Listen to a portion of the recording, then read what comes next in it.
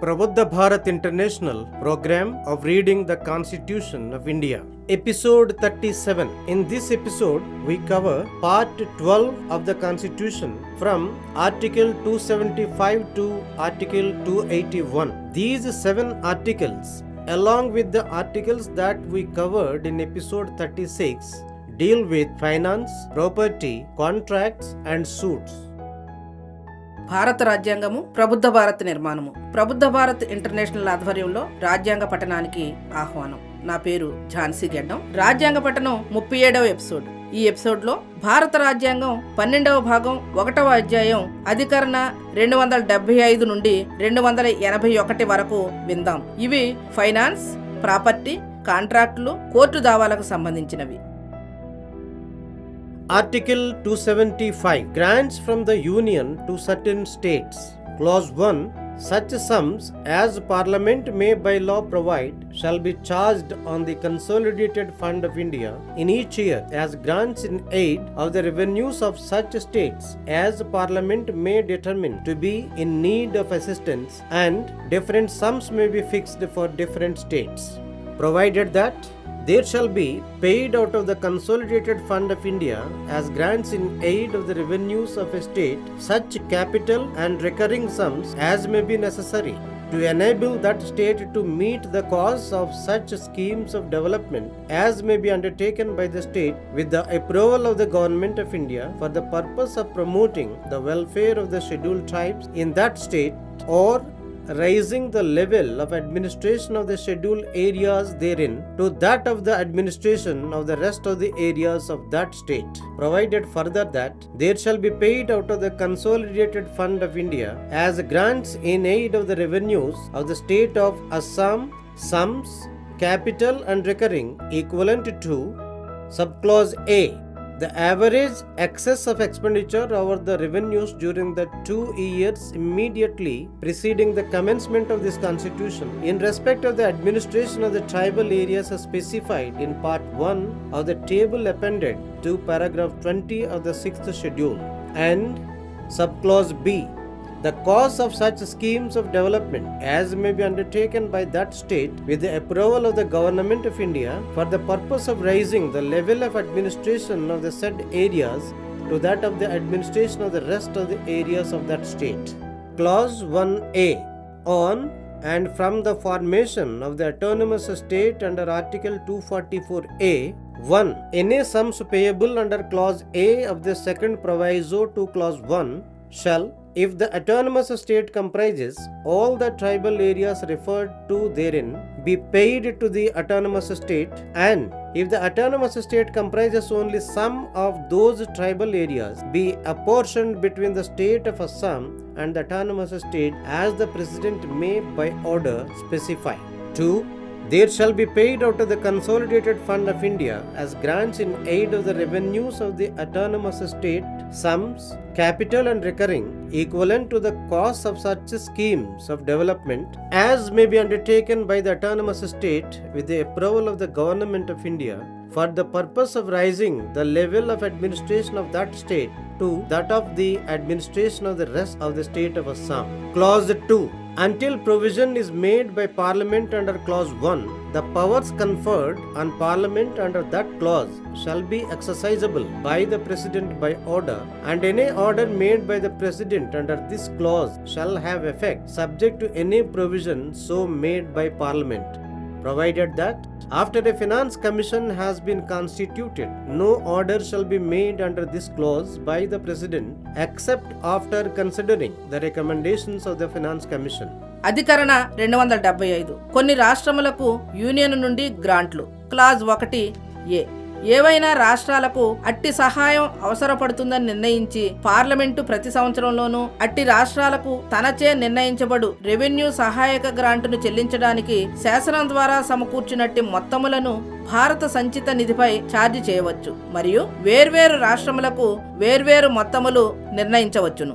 అయితే ఒక రాష్ట్రంలోని షెడ్యూల్డ్ తెగలకు చెందిన సంక్షేమాభివృద్ధికి లేక ఆ రాష్ట్రంలోని షెడ్యూల్డ్ తెగలు ఉన్న ప్రాంత పరిపాలనా స్థాయిని ఆ రాష్ట్రంలోని మిగిలిన ప్రాంతాల పరిపాలనా స్థాయికి సమానంగా పెంచుటకు భారత ప్రభుత్వం నుండి ఆమోదం పొంది ఆ రాష్ట్రంలో చేపట్టిన అభివృద్ధి పథకముల ఖర్చులను ఆ రాష్ట్రం భరించడానికి అవసరమైనట్టి మూలధన పెట్టుబడికి తరచూ సంభవించు ఖర్చుల మొత్తములను రెవెన్యూ సహాయక గ్రాంటుగా ఆ రాష్ట్రమునకు భారత సంచిత నిధి నుండి చెల్లించవచ్చును. అంతేకాకుండా అస్సాం రాష్ట్రానికి ఈ క్రింది వాటికి సమానమైన పెట్టుబడికి తరచూ సంభవించు మొత్తములను రెవెన్యూ సహాయక గ్రాంటుగా భారత సంచిత నిధి నుండి చెల్లించవలెను. 6వ షెడ్యూలులోని పేరా 20కి జతపరిచిన పట్టికలోని భాగం 1లో నిర్దిష్టపరిచిన ఆదివాసీ ప్రాంతాల పరిపాలనకు సంబంధించి ఈ రాజ్యాంగ ప్రారంభానికి ముందున్న 2 సంవత్సరాలలో రాబడుల సగటుకు పైబడిన అధిక వ్యయము మరియు బి సదరు ఆదివాసీ ప్రాంతాల పరిపాలనా స్థాయిని ఆ రాష్ట్రంలోని మిగిలిన ప్రాంతాల పరిపాలనా స్థాయికి సమానంగా పెంచడానికి భారత ప్రభుత్వ ఆమోదంతో రాష్ట్రం చేపట్టినట్టి అభివృద్ధి పథకములపై అగు వ్యయము.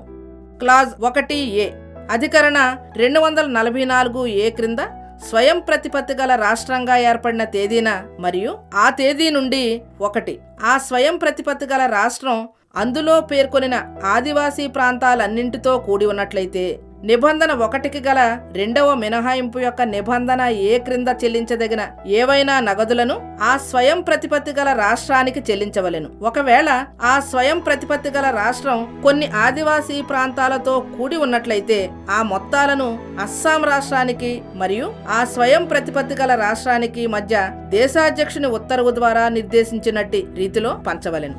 2 స్వయం ప్రతిపత్తి గల రాష్ట్రపు పరిపాలనా స్థాయిని అస్సాం రాష్ట్రంలోని మిగిలిన ప్రాంతాల పరిపాలనా స్థాయికి సమానంగా పెంచుటకై భారత ప్రభుత్వపు ఆమోదంతో ఆ స్వయం ప్రతిపత్తి గల రాష్ట్రంలో చేపట్టిన అభివృద్ధి పథకముల ఖర్చులకు సమానమైన మూలధన పెట్టుబడిని తరచూ సంభవించు పైకములను భారత సంచిత నిధి నుండి ఆ స్వయం ప్రతిపత్తి గల రాష్ట్ర రెవెన్యూకి సహాయక గ్రాంటుగా చెల్లించబడవలెను.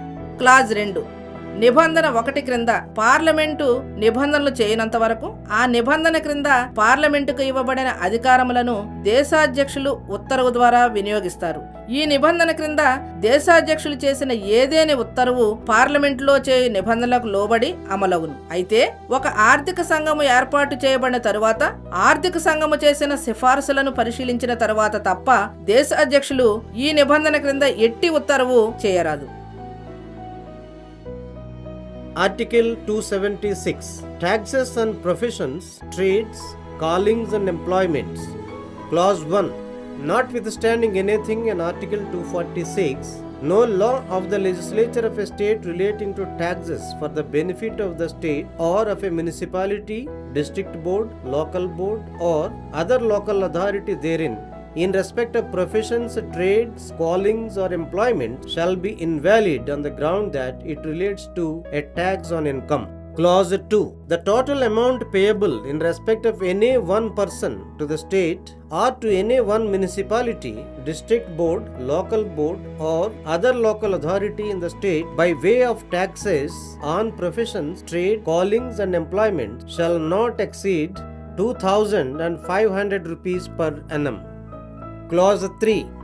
The power of the legislature of a state to make laws as aforesaid with respect to taxes on professions, trades, callings and employments shall not be construed as limiting in any way the power of Parliament to make laws with respect to taxes on income accruing from or arising out of professions, trades, callings and employments.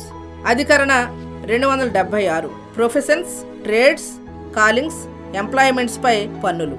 Clause 1 అధికరణ 243లో దేనితోనూ నిమిత్తం లేకుండా ఒక రాష్ట్రానికి లేదా మున్సిపాలిటీకి, జిల్లా బోర్డుకు, స్థానిక బోర్డుకు లేదా ఇతర ఏదేని స్థానిక అధికార సంస్థకు ప్రయోజనం చేకూర్చుటకై ప్రొఫెషన్స్, ట్రేడ్స్, కాలింగ్స్, ఎంప్లాయ్మెంట్స్ పై పన్ను విధిస్తూ రాష్ట్ర శాసన వ్యవస్థ చేసిన శాసనం అది ఆదాయంపై పన్ను విధించుచున్నదను కారణం వలన చెల్లుబడి కానిదిగా అవదు.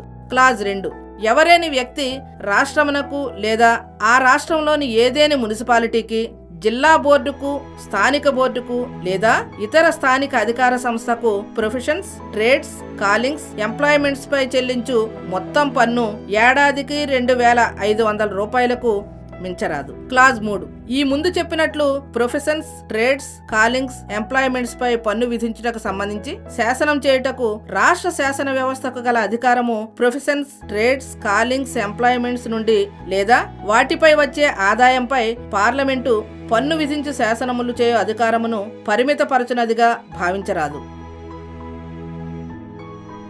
Article 277 Savings. Any taxes, duties, cess or fees which immediately before the commencement of this constitution what being lawfully levied by the government of any state or by any municipality or other local authority or body for the purposes of the state, municipality, district or other local area may, notwithstanding that those taxes, duties, cesses or fees are mentioned in the union list, continue to be levied and to be applied to the same purposes until provision to the contrary is made by parliament by law. అధికరణ 277 మినహాయింపులు. ఈ రాజ్యాంగ ప్రారంభానికి ముందు ఏదేని రాష్ట్ర ప్రభుత్వం, municipality లేదా ఏదేని ఇతర స్థానిక అధికార సంస్థ ఆ రాష్ట్రం లేదా ఏదేని మున్సిపాలిటీ, జిల్లా లేదా ఇతర స్థానిక ప్రాంతం కొరకు యూనియను జాబితాలో పేర్కొనినట్టి పన్నులు, డ్యూటీలు, సెస్సులు లేదా ఫీజులను చట్టబద్ధంగా విధిస్తూ ఉండినట్లయితే అవి యూనియను జాబితాలో ఉండుటతో నిమిత్తం లేకుండా పార్లమెంటు శాసనం ద్వారా అందుకు విరుద్ధంగా నిబంధించినంత వరకు కొనసాగును మరియు అవి ఏ ప్రయోజనాల కోసం విధించబడునో అవే ప్రయోజనాలకు వినియోగించబడవలెను. Article 278 Agreement with states in Part B of the first schedule with regard to certain financial matters. This article was omitted by the Constitution's 7th Amendment Act 1956. అధికరణ 278 కొన్ని ఆర్థిక విషయములకు సంబంధించి మొదటి షెడ్యూలుకు గల భాగం బిలోని రాష్ట్రాలతో ఒప్పందం. ఇది రాజ్యాంగం 7వ సవరణ చట్టం 1956 ద్వారా తొలగించబడింది. Article 279 Calculation of net proceeds etc. Clause 1 In the foregoing provisions of this chapter, net proceeds means in relation to any tax or duty proceeds thereof reduced by the cost of collection, and for the purposes of those provisions the net proceeds of any tax or duty or of any part of any tax or duty in or attributable to any area shall be ascertained and certified by the Comptroller and Auditor General of India, whose certificate shall be final. Clause 2 Subject as aforesaid and to any other express provision of this chapter, a law made by Parliament or an order of the President may, in any case where under this part the proceeds of any duty or tax are or may be assigned to any state, provide for the manner in which the proceeds are to be calculated, for the time from or at which and the manner in which any payments are to be made, for the making of adjustments between one financial year and another, and for any other incidental or ancillary matters. అధికరణ 279 నికర రాబడులు లెక్కించుట మొదలగునవి. Clause 1 ఈ అధ్యాయంలోని ముందున్న నిబంధనలలో నికర రాబడి అనగా ఏదేని పన్ను లేదా సుంకము విషయంలో దాని వసూలుకైన ఖర్చు పోగా మిగిలిన రాబడి అని అర్థము. ఆ నిబంధనల నిమిత్తం ఏదేని ప్రాంతంలో లేదా ఆ ప్రాంతానికి ఆపాదించదగిన ఏదేని పన్ను లేదా సుంకము లేదా ఏదైనా పన్ను లేదా సుంకములో ఏదైనా భాగపు నికర రాబడులు భారత కంట్రోలర్ ఆడిటరు జనరల్చే సేకరించబడి ధృవీకరించబడును. ఈ ధృవీకరణలో సదరు అధికారిదే అంతిమ నిర్ణయము. క్లాజ్ 2 పైన చెప్పిన దానికి లోబడి మరియు ఈ అధ్యాయపు ఇతర స్పష్టమైన నిబంధనలకు లోబడి ఏదేని సుంకము లేక పన్ను రాబడిని ఈ భాగం క్రింద ఏదేని రాష్ట్రమునకు కేటాయించిన లేదా కేటాయించదగు ఏ సందర్భంలోనైనను ఆ రాబడిని లెక్కవేయు రీతిని ఏ కాలము నుండి లేదా ఏ కాలమున లెక్కవేయవలెనో లేదా చెల్లించవలెనో ఆ కాలమును ఒక ఆర్థిక సంవత్సరమునకు మరో ఆర్థిక సంవత్సరమునకు మధ్య సర్దుబాట్లు, ఇతర అనుషంగిక సహాయక విషయములను గురించి పార్లమెంటు శాసనము గాని లేదా దేశాధ్యక్షుని ఉత్తర్వు గాని నిబంధనలు చేయవచ్చును. Article 279A Goods and Services Tax Council Clause 1 The President shall, within 60 days from the date of the commencement of the Constitution, 101st Amendment Act 2016, by order, constitute a council to be called the Goods and Services Tax Council. Clause 2 The Goods and Services Tax Council shall consist of the following members, namely, Subclause A the Union Finance Minister, Chairperson. Subclause B, the Union Minister of State in charge of Revenue or Finance, Member. Subclause C, the Minister in charge of Finance or Taxation or any other minister nominated by each state government, Members. Clause 3, the members of the Goods and Services Tax Council referred to in Subclause C of Clause 2 shall, as soon as may be, choose one amongst themselves to be the vice chairperson of the council for such period as they may decide. Clause 4. The Goods and Services Tax Council shall make recommendations to the Union and the states on Subclause A the taxes, cesses and surcharges levied by the Union, the states and the local bodies which may be subsumed in the Goods and Services Tax. Subclause B the goods and services that may be subjected to or exempted from the Goods and Services Tax. Subclause C Model Goods and Services Tax laws, principles of levy, apportionment of goods and services tax levied on supplies in the course of interstate trade and commerce.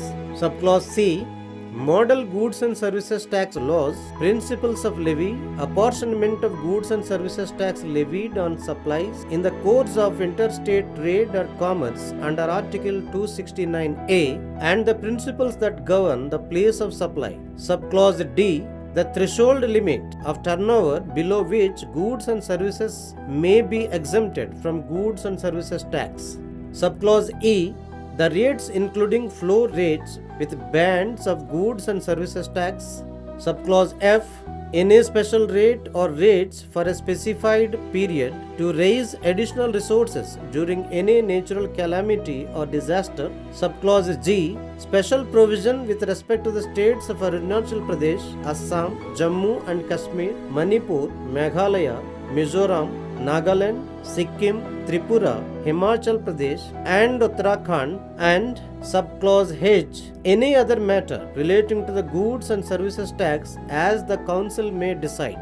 Clause 5 the Goods and Services Tax Council shall recommend the date on which the goods and services tax be levied on petroleum crude, high-speed diesel, motor spirit commonly known as petrol, natural gas and aviation turbine fuel. Clause 6 while discharging the functions conferred by this article, the Goods and Services Tax Council shall be guided by the need for a harmonized structure of goods and services tax and for the development of a harmonized national market for goods and services.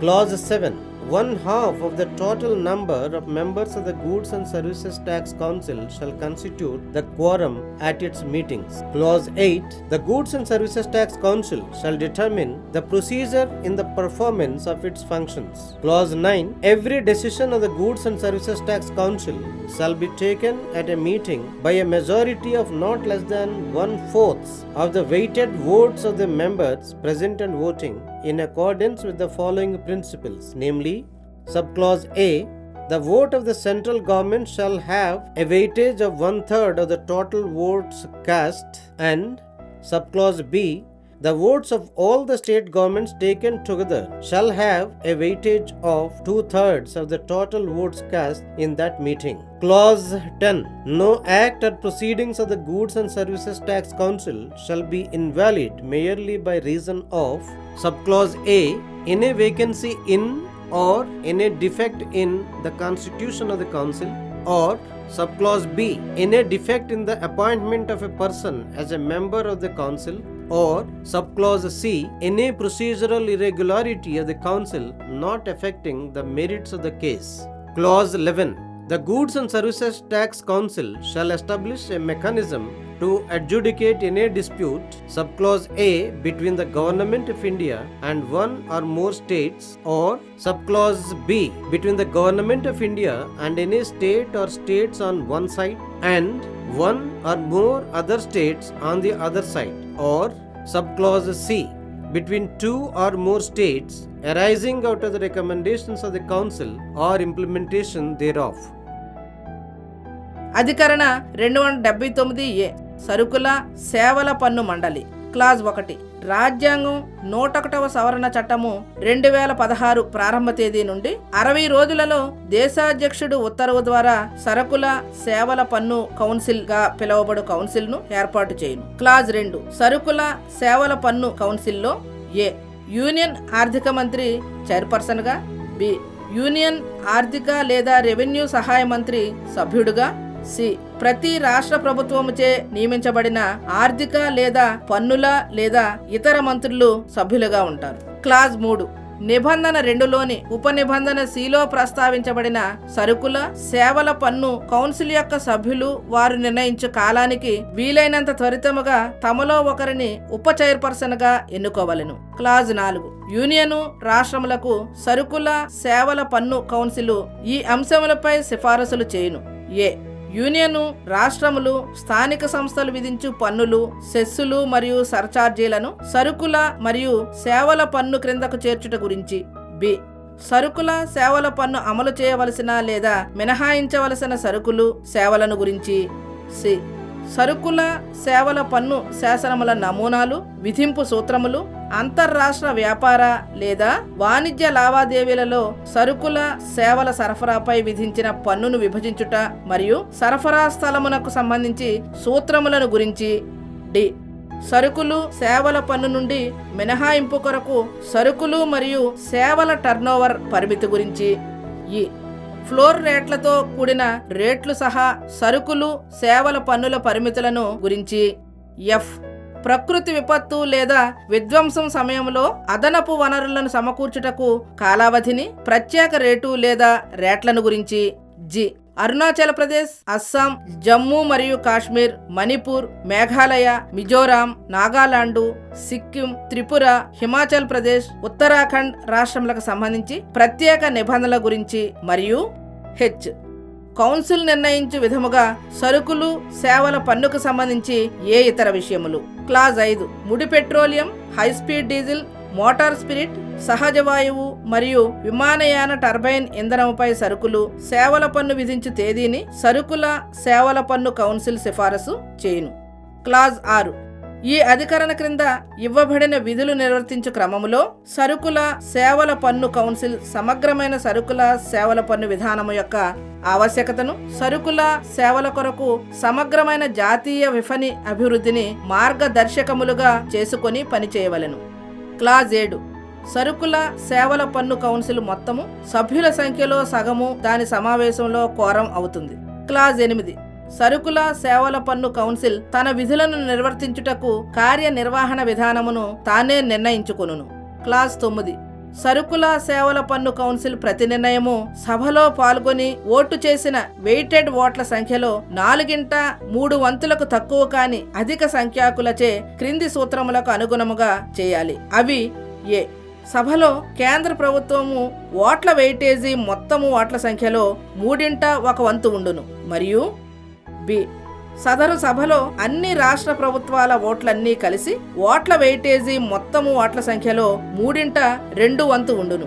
Clause 10 సరుకుల సేవల పన్ను council తీసుకునే ఏ నిర్ణయము లేదా ప్రొసీడింగులు కానీ కేవలము ఏ ఆ council సభ్యులలో ఖాళీ ఉన్నదను లేదా దాని ఏర్పాటులో ఏదేని లోపము ఉన్నదను కారణం వలనను చెల్లుబడి కాకుండా పోదు. లేదా బి కౌన్సిల్ సభ్యత్వానికి ఒక వ్యక్తి నియామకంలో ఏదేని లోపము ఉన్నదను కారణం వలన చెల్లుబడి కాకుండా పోదు. లేదా సి ఏదైనా ఒక విషయం యొక్క ప్రయోజనాలను ప్రభావితం చేయనటువంటి ఏదేని విధానపరమైన అవకతవకల కారణంగా చెల్లుబడి కాకుండా చేయరాదు. క్లాజ్ 11 సరుకుల సేవల పన్ను కౌన్సిల్ యొక్క సిఫార్సులు లేక వాటి అమలు వల్ల ఏ భారత ప్రభుత్వమునకు మరియు 1 లేక అంతకంటే ఎక్కువ రాష్ట్రములకు మధ్య లేదా బి భారత ప్రభుత్వము మరియు ఏదేని రాష్ట్రము లేక ఏవేని రాష్ట్రములు ఒక పక్షముగాను మరియు ఒకటి లేక అంతకంటే ఎక్కువ ఇతర రాష్ట్రములు మరొక పక్షముగాను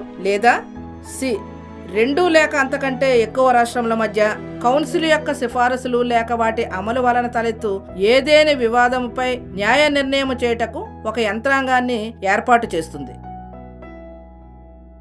Article 280 Finance Commission Clause 1 The President shall, within 2 years from the commencement of this Constitution, and thereafter at the expiration of every 5th year, or at such earlier time as the President considers necessary, by order constitute a Finance Commission, which shall consist of a chairman and 4 other members to be appointed by the President. Clause 2 Parliament may by law determine the qualifications which shall be requisite for appointment as members of the Commission and the manner in which they shall be selected. Clause 3 It shall be the duty of the Commission to make recommendations to the President as to Subclause A the distribution between the Union and the states of the net proceeds of taxes which are to be or may be divided between them under this chapter, and the allocation between the states of the respective shares of such proceeds. Subclause B the principles which should govern the grants in aid of revenues of the states out of the Consolidated Fund of India. Subclause BB the measures needed to augment the Consolidated Fund of a state to supplement the resources of the panchayats in the state on the basis of the recommendations made by the Finance Commission of the state. Subclause C the measures needed to augment the Consolidated Fund of a state to supplement the resources of the municipalities in the state on the basis of the recommendations made by the Finance Commission of the state. Subclause D any other matter referred to the Commission by the President in the interest of sound finance. Clause 4 The Commission shall determine their procedure and shall have such powers in the performance of their functions as the Parliament may by law confer on them. అధికరణ 280 ఆర్థిక సంఘము clause 1 ఈ రాజ్యాంగం ప్రారంభమైనప్పటి నుండి 2 సంవత్సరముల లోపల ఆ తరువాత ప్రతి 5 సంవత్సరములకు ఒకసారి లేదా దేశాధ్యక్షులు ముందే అవసరమని భావించినప్పుడు తన ఉత్తర్వు ద్వారా ఆర్థిక సంఘమును ఏర్పాటు చేస్తారు. అది దేశాధ్యక్షులు నియమించినట్టి ఒక చైర్మన్ 4 ఇతర సభ్యులతో కూడి ఉంటుంది. క్లాజ్ 2 పార్లమెంటు శాసనం ద్వారా ఆర్థిక సంఘ సభ్యులుగా నియమించబడటానికి వ్యక్తుల అర్హతలను మరియు వారి ఎంపిక రీతిని నిర్ణయించవచ్చు. క్లాజ్ 3 ఈ క్రింది విషయములపై దేశాధ్యక్షుని సిఫారసులు చేయుట సంఘము బాధ్యత. అవేవంటే ఏ ఈ అధ్యాయం క్రింద యూనియను మరియు రాష్ట్రాల మధ్య విభజించబడవలసిన లేదా విభజించదగిన పన్నుల నికర రాబడులను యూనియను రాష్ట్రాల మధ్య విభజించుట మరియు అట్టి రాబడులలో రాష్ట్రాలకు చెందవలసిన వాటాలను కేటాయించుట. బి భారత సంచిత నిధి నుండి రాష్ట్రాల రెవెన్యూకు గ్రాంట్ ఇన్ ఎయిడ్ మంజూరు చేయుటకు వర్తించు మార్గదర్శక సూత్రాలు నిర్ణయించుట. బి రాష్ట్ర ఆర్థిక సంఘము చేసిన సిఫారసుల ఆధారంగా రాష్ట్రంలోని పంచాయతీలకు మరిన్ని ఆదాయ మార్గాలను సమకూర్చుటకు రాష్ట్ర సంచిత నిధిని బలోపేతపరచడానికి అవసరమైన చర్యలు. సి రాష్ట్ర ఆర్థిక సంఘము చేసిన సిఫారసుల ఆధారంగా రాష్ట్రంలోని మున్సిపాలిటీలకు మరిన్ని ఆదాయ మార్గాలు సమకూర్చుటకు రాష్ట్ర సంచిత నిధిని బలోపేతపరచడానికి అవసరమైన చర్యలు. డి పటిష్టమైన ప్రభుత్వ ఆర్థిక వ్యవస్థ ప్రయోజనాల రీత్యా దేశాధ్యక్షుడిచే సంఘమునకు అప్పగించబడు ఏదేని ఇతర విషయము. క్లాజ్ 4 సంఘము తమ కార్యనిర్వహణ విధానమును నిర్ణయించుకుంటుంది. సంఘము తమకు పార్లమెంటు శాసనం ద్వారా ఇచ్చినట్టి విధులను నిర్వర్తించటలో అధికారాలను కలిగి ఉంటుంది. Article 281 Recommendations of the Finance Commission. The President shall cause every recommendation made by the Finance Commission under the provisions of this Constitution, together with an explanatory memorandum as to the action taken thereon, to be laid before each House of Parliament. With this, episode 37 completes. అధికరణ 281 ఆర్థిక సంఘము సిఫారసులు. దేశాధ్యక్షుడు ఈ రాజ్యాంగపు నిబంధనల కింద ఆర్థిక సంఘము చేసిన ప్రతి సిఫారసును మరియు దానిపై తీసుకొనిన చర్య గురించిన వివరణాత్మక విన్నపమును పార్లమెంటు ఉభయ సభల ముందు ఉంచినట్లు చర్యలు తీసుకోవాలి. ఇంతటితో రాజ్యాంగ పఠనం 37వ ఎపిసోడ్ సమాప్తం.